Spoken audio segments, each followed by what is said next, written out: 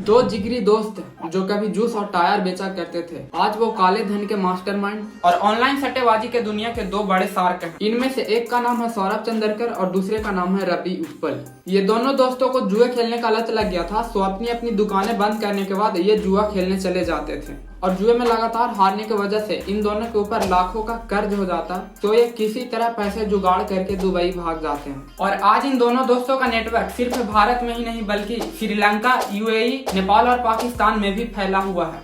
हाल ही में सौरभ ने 200 करोड़ रुपए खर्च करके बड़ी धूमधाम से शादी रचाए थे। ये शादी दुबई में आयोजित किया गया था, जिसमें हमारे बॉलीवुड के बहुत सारे अभिनेता और अभिनेत्री जैसे कि रणबीर कपूर, श्रद्धा कपूर, टाइगर श्रॉफ और सनी लियोनी ने परफॉर्म की थी। बट अनफॉर्चुनेटली ये शादी इनके लिए खुशी नहीं बल्कि बहुत बड़े बर्बादी का कारण बन जाता है। तो आज के वीडियो में हम जानने वाले हैं कि कैसे दो दोस्त जो कभी रोड पे जूस और टायर बेचा करते थे और जुए के लत के वजह से लाखों रुपए कर्ज में डूबने के बाद भी सिर्फ 4 साल में 5,000 करोड़ रुपए का कंपनी बना देते हैं। और इनके एक छोटे से गलती इनका बर्बादी का कारण बन जाता है, जिसमें हमारे बॉलीवुड के कई सितारे और अंडरवर्ल्ड डॉन भी शामिल है। तो नमस्ते दोस्तों, मैं पीयूष राज विजन बॉक्स के तरफ से आज के नए वीडियो में आपका स्वागत है। Welcome to my YouTube channel Vision Box. Get ready to watch business, startups and influencer story. होता कुछ यूँ है कि ये अपने शादी में पानी की तरह पैसे बहाए थे, जिसके वजह से ये लोग चर्चे में आ गए थे। और इनके शादी का एक वीडियो भारतीय एजेंसी के हाथ लग गया था, जिसके वजह से ईडी इन लोगों के साथ साथ बॉलीवुड के कुछ लोगों को अपने निशाने पे ले लेता है, जैसे रणबीर कपूर, कपिल शर्मा। और यहीं से इन दोनों दोस्तों का उल्टी गिनती शुरू हो जाता है। इनके उल्टी गिनती को और डिटेल में जानने से पहले हम ये समझते हैं कि ये गिनती शुरू कहाँ से हुई थी। ये सबका शुरुआत होता है छत्तीसगढ़ के भिलाई नामक एक जगह से। सौरभ भिलाई के नेहरू नगर में जूस बेचा करते थे, जबकि रवि टायर के दुकान में टायर बेचा करते थे। इन दोनों दोस्तों को जुए खेलने का बहुत बुरा लत लग गया था और कभी कभी तो ये दोनों दुकान बंद करके पूरी रात जुआ खेलते रह जाते थे। जुए में लगातार हारने के वजह से ये दोनों भारी कर्ज में डूब जाते हैं और फिर किसी तरह पैसे जुगाड़ करके दुबई भाग जाते। दुबई में ये एक शेख और पाकिस्तानी से मिलते हैं, जिनके साथ मिलकर ये लोग एक ऑनलाइन सट्टेबाजी ऐप का शुरुआत करते हैं, जहाँ पे यूजर्स पोकर, 3 पत्ती, क्रिकेट और भी कई अलग तरह के गेम्स में सट्टे लगा सकते हैं। इस ऐप का 2 खास बात है।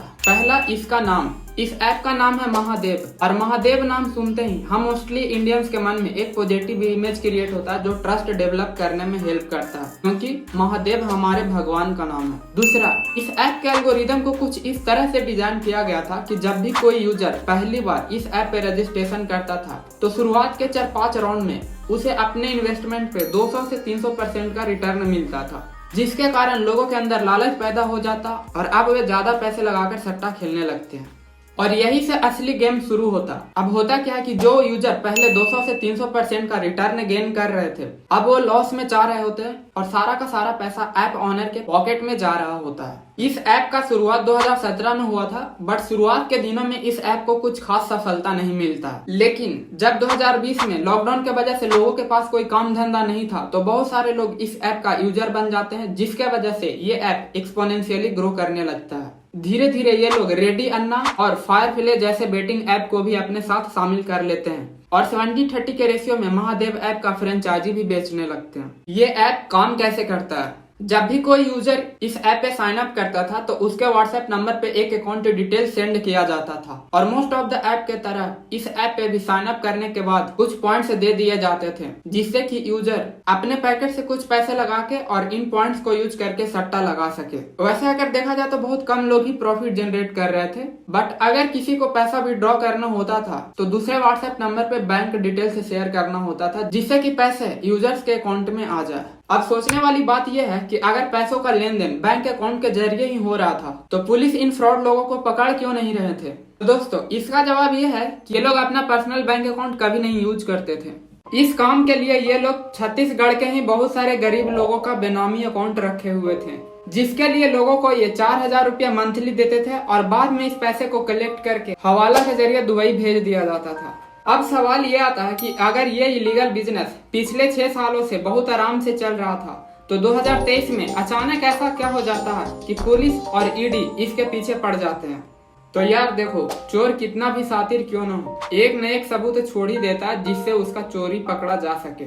सौरभ और रवि भी यही गलती करते हैं। इस बात को थोड़ा गहराई से समझते हैं और इसे समझने के लिए हमें वापस सौरभ भाई के शादी में जाना होगा।